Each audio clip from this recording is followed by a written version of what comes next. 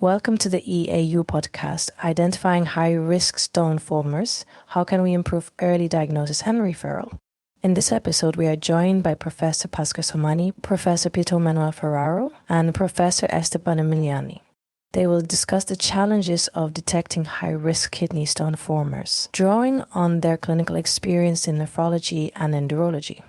Together, they will explore the benefits of a multidisciplinary approach, Stone MDT, for timely diagnosis and effective patient referral. Join us as we embark on this informative journey. Hello, everybody, and welcome to this podcast, which is about identifying high-risk stone formers. How can we improve early diagnosis and referral? My name is Professor Bhaskar Somani. I'm based in Southampton, and I would like to welcome my colleagues, Professor Ferraro and Professor Emiliani, to join this podcast and to introduce themselves.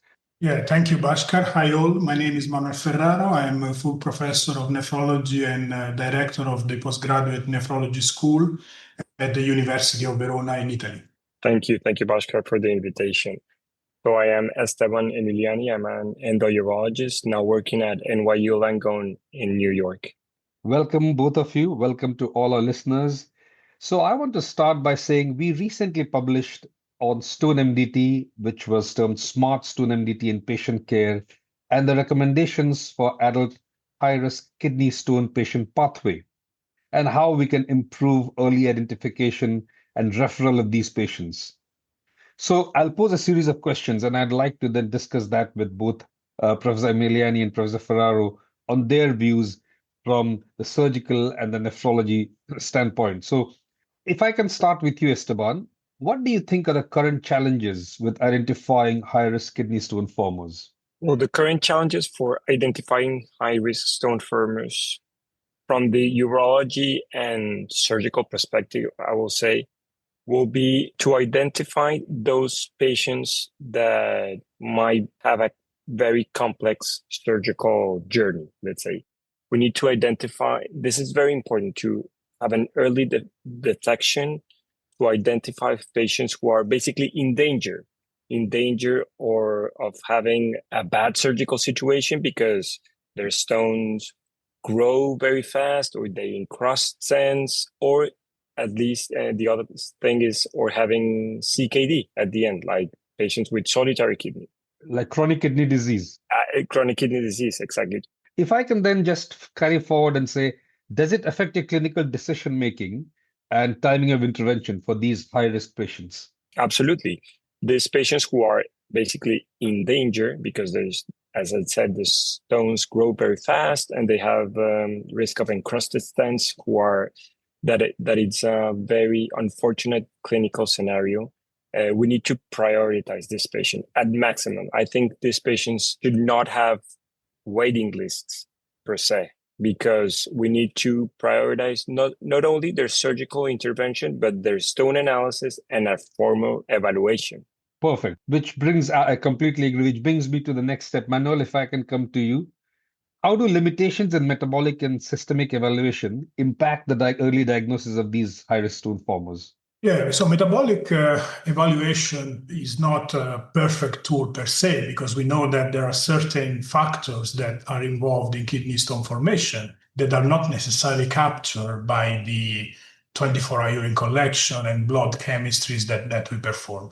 But this is the operational gold standard. So it's important that people that are at high risk of having a recurrent disease or even a systemic disease undergo this investigation.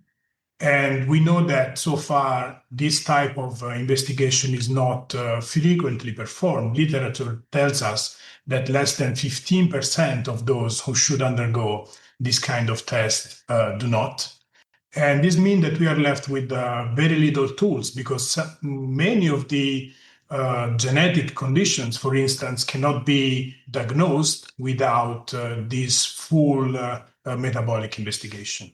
So then if I can ask, what are the broad implications, both for patients, physicians, maybe healthcare system, if these patients go unrecognized without having a first full evaluation? Implications are wide, are quite difficult in a way to quantify, but they're important. For instance, for patients, we know that patients who carry a systemic condition or a genetic condition, they tend to have very frequently painful events. They tend to lose kidney function over time. Yeah. And they have kind of a diagnostic odyssey over time. So for patients not being recognized in time, it is expensive in terms of time, in terms of pain associated with it, in terms of expectations that are not fulfilled. For physicians, it removes from the possibility to treat effectively or as effective as we possibly can these patients. And of course, healthcare system have a lot of burden in terms of expenditures and resources that are lost to this very common disease. I agree. I mean, if you can treat them early, pick them early, treat them, then you can really decrease this healthcare and burden for all physician patients. So if I can ask you, Esteban, then, was this really the reason, these challenges behind developing SMART Stone MDT recommendations, because of these challenges we've just discussed? Yes, absolutely. If you see in our regular practice, you see these kinds of patients that Dr. Ferraro mentioned. These patients that the burden of going to surgery and having stents and suffer the situations over and over again, it just tells us that we need to do something more, or we have to do better for our patients. And MDT is basically one of the, prime components of this, of doing things better for these patients. Yeah, I agree. I mean, the decision making really needs different people to come together. Completely agree. And Manuel, just same thing from the nephrology standpoint. Why were you involved with SMART Stone MDT? What was the motivation for you to be involved? So, kidney stone disease, it really is a multifactorial disease, and it should be tackled with a multidisciplinary team. So I think that the strength of the project that we have carried on is that it contributes to raise awareness across several disciplines. So I, as a nephrologist, can resonate what we've done within my community, so can do the urologist, so can do the biochemist, and the higher the awareness, the higher the possibility to have an impact on this disease. Agreed. And then just following on from that, kidney function standpoint, how critical is early diagnosis in preventing long-term consequences like CKD, chronic kidney disease, or in fact, even end-stage renal disease? This is a very important point. As a nephrologist, we are very concerned, of course, about kidney function. We do in our clinical practice, not only necessarily related to kidney stones, we do whatever we can to stop progression, which is a consistent feature of kidney patients. So by diagnosing early, say someone with a systemic condition or even with a high rate of stone formation, certainly has an impact, because we know from literature and we also know from our own clinical practice that recurrences over time, the need for urological procedures, you know much better than me, that have become more and more sophisticated and less impactful for the patient, but still they carry a potential burden. So the earlier the diagnosis, the larger the amount of nephrons that we can spare. Again, I think this is very logical. And Esteban, just from a surgical perspective then, how does early recognition of these really high-risk stone patients alter your procedural planning? So you mentioned about incrustation and recurrence, but what about procedural planning? Well, the procedure planning for at least, it's also a thing that we should consider at MDT, because they're not easy to treat these kinds of patients for many reasons. As I mentioned, sometimes their stents are encrusted because these are stones that just encrust stents in weeks. Sometimes their stone burden are very, very, very large. So it's a very difficult situation to tackle in a technical point of view. You need multiple access. You need probably 2 surgeons on the same room. So it's something that it's definitely we need to take into consideration before going into the OR. I agree. And also, you have multiple procedures. You could have staged ureteroscopy, PCNL, multi-track PCNL, endoscopic combined surgery. So, Isvan, just carrying forward then, based on the EAU guidelines and your clinical experience, how would you define high-risk stone former from a urological perspective? And if you can just point some red flags in stone history and imaging that strikes you. Yeah, absolutely. So I follow the EAU guidelines for high-risk stone formers. And basically, from a very practical point of view, one, it's driven by stone composition. So those patients who are in high risk of stone growth, stone recurrence, or stent incrustation. I've seen patients stone-free, then 6 months later, with a bruchite stone, they have a 1 centimeter stone in the pelvis. So it's not a great situation. And patients who are at risk of chronic kidney disease, for example, patients with single kidneys, or patients that their recurrence have distorted their anatomy so badly that they are of risk. So I just follow the EAU guidelines because of these concepts. That's a very good message. I think the guidelines are very comprehensive and we would recommend, I agree. Manuel, same thing for you. From a medical perspective, what are the metabolic or systemic features that raise concern in a high-risk stone former, and how does it aligns with the stone MDT, SMART Stone MDT criteria that you are involved in formulating? Yeah, I believe that the criteria that have been reported in the Stone MDT work are very good and comprehensive. So, and they tackle both the urological and metabolic medical aspects. Personally, in my experience, in my opinion, when you deal with a patient that had already had several episodes in the past, so it already is a recurrent stone former, this is the main red flag for someone who is going to form additional stones over time if we do not change the course of the disease. We should also be very careful that some conditions that are reported both in the EAU guidelines and in the SMART Stone MDT, such as chronic kidney disease, solitary kidney, are not risk factors for recurrence per se, but are conditions in which a recurrence will be extremely more impactful from a clinical standpoint. Agree completely. And I think that is why the SMART Mode MDT is really quite good for the pathway for clinicians, whether it's trainees, whether it's consultants, whether it's nurses, everybody can benefit. So Manuel, just going through the SMART Stone MDT publication, it highlights the absolute and relative referral criteria. You already mentioned some metabolic and genetic flags, even if some criteria are not met. Are there anything else apart from, so you mentioned about single kidney, CKD? What about things which are a bit more rare, like cystinuria maybe, or other conditions? Are there any other genetic flags or metabolic flags?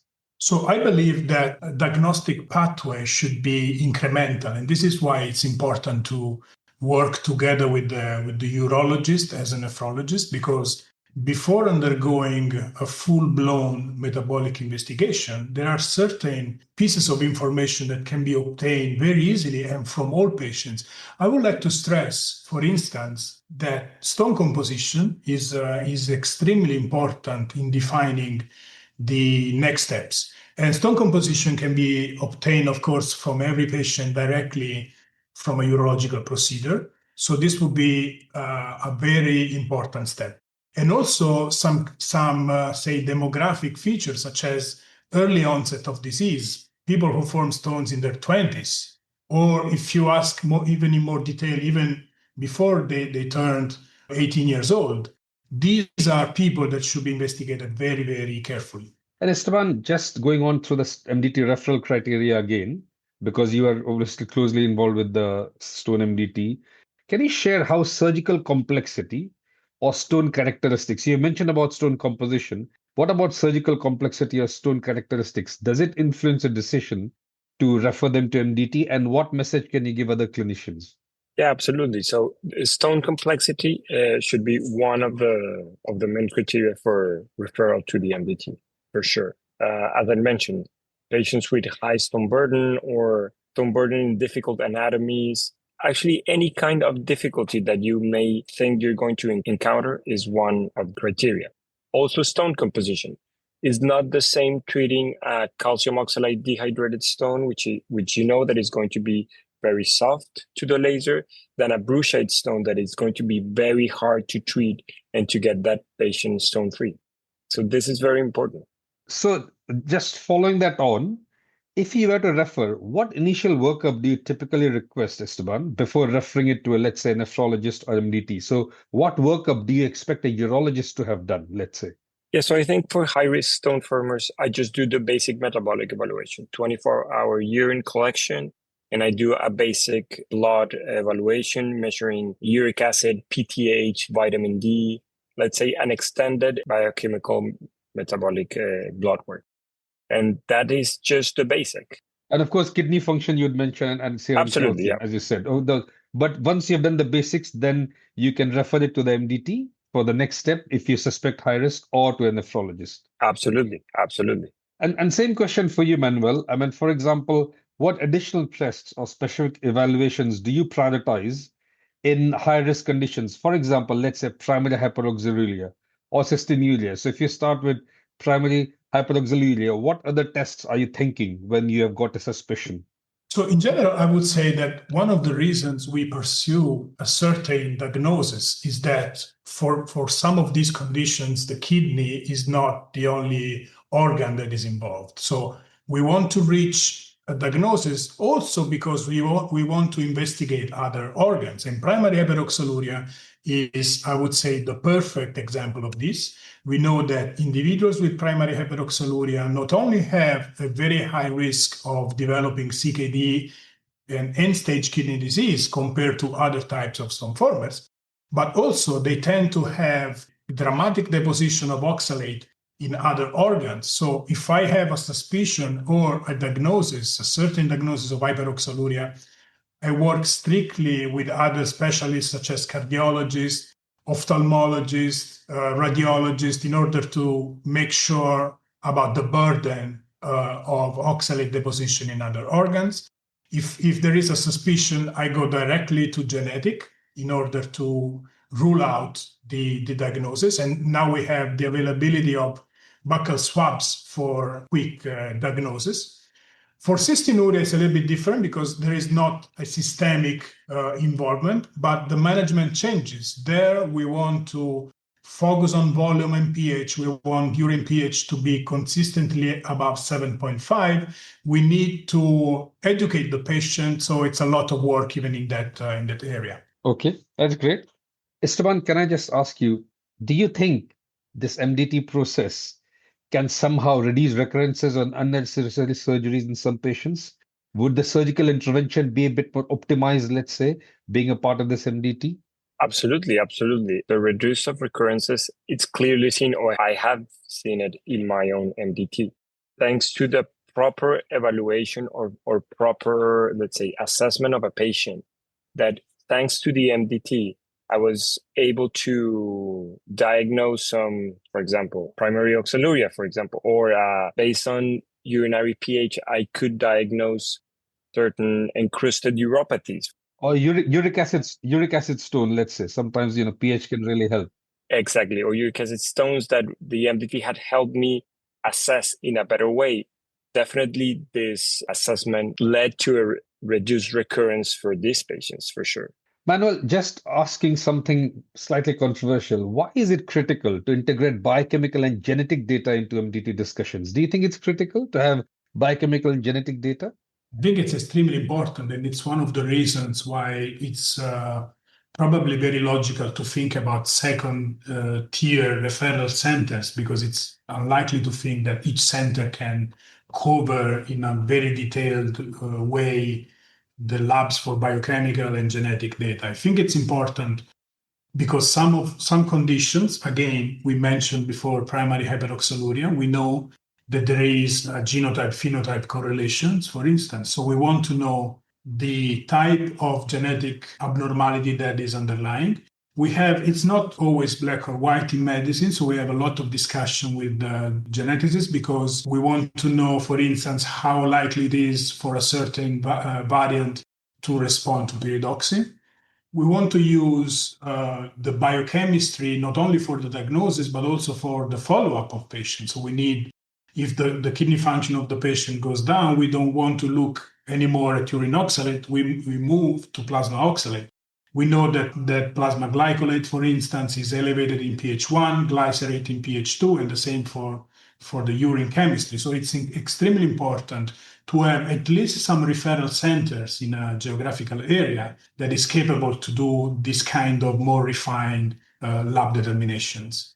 So just to put it in perspective, because each center will not be expected to have maybe such detailed metabolics or genetic, you need to have some referral pathway.